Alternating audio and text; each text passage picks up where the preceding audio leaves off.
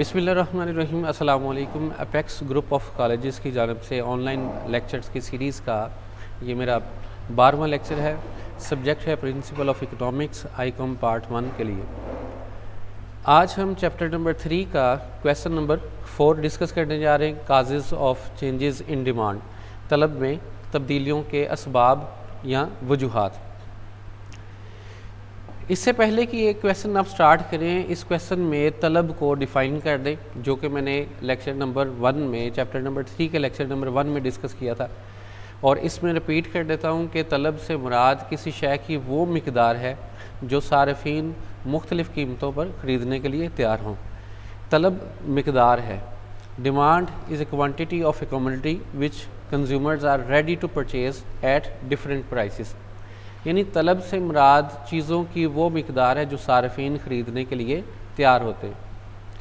Causes of change in demand, طلب میں تبدیلیوں کی وجوہات میں سب سے پہلی وجہ بھی پرائس ہے، جو ہم نے لا آف ڈیمانڈ میں پڑھی تھی، قانون طلب میں، کہ قانون طلب میں ہم نے پڑھا تھا لا آف ڈیمانڈ میں کہ when price decreases quantity demand increases, and when price increase quantity demand decreases. جب چیزوں کی قیمت میں کمی واقع ہوتی ہے تو اس کی طلب میں اضافہ ہو جاتا ہے، اور جب قیمت میں اضافہ ہوتا ہے تو طلب میں کمی ہو جاتی ہے، یعنی قیمت اور طلب میں انورس ریلیشن ہے، نیگیٹو معکوس منفی رشتہ ہے ان کے درمیان۔ اور سب سے پہلی اور سب سے بڑی وجہ جو طلب میں تبدیلی کی بنتی ہے وہ چینج ان پرائس ہے۔ سیکنڈ ہے چینج ان انکم، آمدنی میں تبدیلی۔ ظاہری بات ہے جب کسی بھی شخص کی، کسی کنزیومر کی انکم میں اضافہ ہوتا ہے تو اس کی پرچیزنگ پاور بڑھ جاتی ہے۔ جب پرچیزنگ پاور بڑھتی ہے تو اس کا مطلب یہ ہے کہ وہ چیزوں کو زیادہ خریدتا ہے۔ اس لیے ہم یہ کہہ سکتے ہیں کہ جب انکم بڑھتی ہے تو چیزوں کی ڈیمانڈ کنزیومر بڑھا دیتا ہے، اور انکم کم ہونے پر کنزیومر کی کیونکہ پرچیزنگ پاور کم ہو جاتی ہے، اس وجہ سے اس کی ڈیمانڈ میں کمی واقع ہو جاتی ہے۔ تھرڈ پوائنٹ ہے چینج ان فیشن، فیشن میں تبدیلی۔ فیشن بھی اسی طرح فیشن، کسٹم اور رسم و رواج جو ہیں، یہ طلب میں تبدیلی کو یہ بھی طلب میں تبدیلی کا باعث بنتی ہے، اور جو چیزیں ان فیشن ہیں، آج کل جو فیشن میں ہوں گی یا جن کا فیشن چل رہا ہوگا ان کی ڈیمانڈ زیادہ ہے، اور جو آؤٹ آف فیشن ہوں گی ان کی ڈیمانڈ زیرو ہوگی یا انتہائی کم ہوگی۔ 4 پوائنٹ ہے چینج ان ویدر، موسم میں تبدیلی۔ The demand for goods also changes with the change in weather.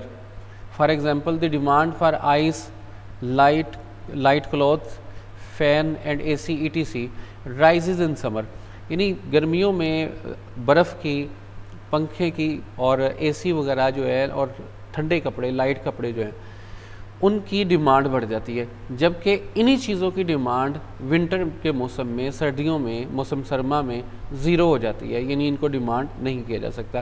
اور ونٹر میں گرم کپڑوں کی، ہیٹرز کی، ان چیزوں کی اور ایسی اشیاء جو ہمیں سردی سے محفوظ رکھیں، ان چیزوں کی ڈیمانڈ بڑھ جاتی ہے۔ نمبر 5 ہے چینج ان پاپولیشن، آبادی میں اضافہ۔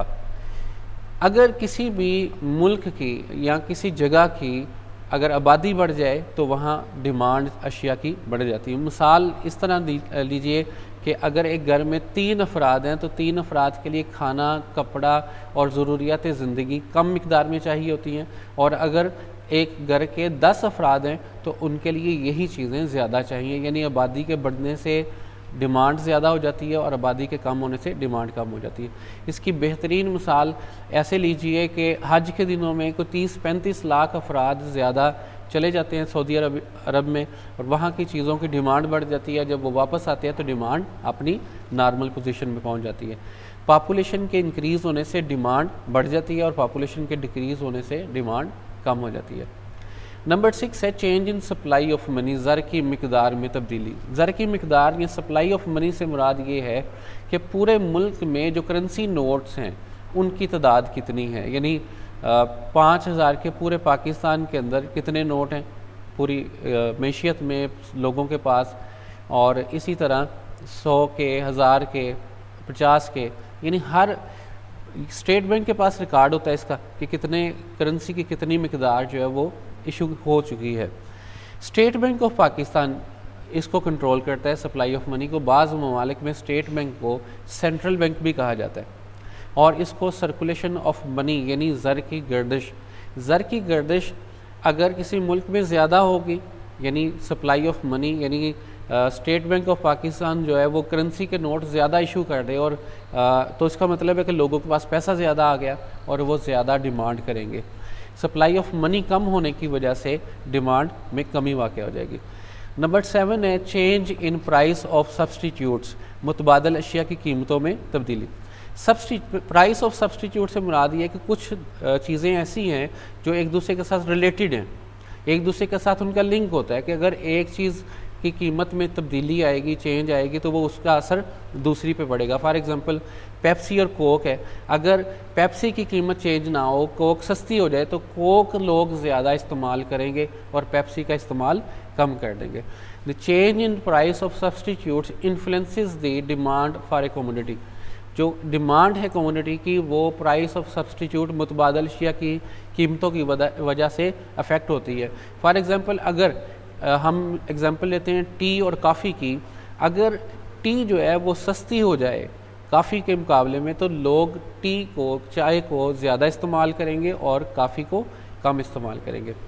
آج کے اس کویشچن کا آخری پوائنٹ ہے چینج ان بزنس کنڈیشن, کاروباری حالات میں تبدیلی.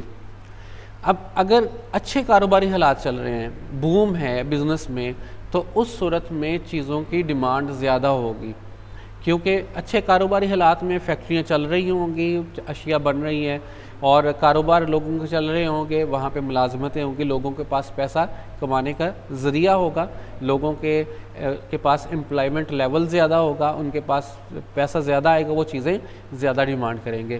اور اگر اس کے برعکس بالکل ڈپریشن کی صورتحال ہو, برے معاشی حالات ہوں, تو اس صورت میں ڈیمانڈ کم ہوتی ہے. آج کے ٹاپک میں یہی تھا. اپنا خیال رکھیے گا, اپنے ارد گرد کا خیال رکھیے گا. انشاءاللہ نیکسٹ ویڈیو میں ملاقات ہوگی. اللہ حافظ.